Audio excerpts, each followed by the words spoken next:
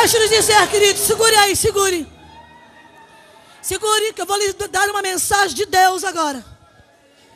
Não é para ninguém sair daqui em pânico, se descabelando. Escute o que eu vou dizer. Deus vai mexer em 3 países, marque aí. China, Cuba, marque aí.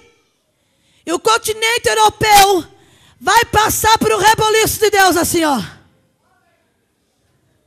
Brasília vai ter luto. Estúbia banco, Sibia. Debelco. Dabaço, a vida de alguém será tirada.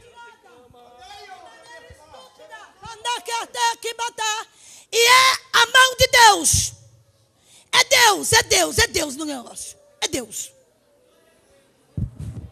É Deus.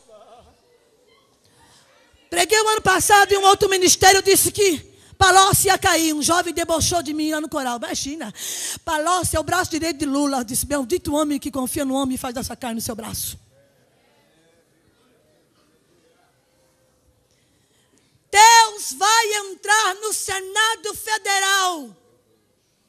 Deus vai entrar no Senado, no poder legislativo, no poder executivo e no poder judiciário.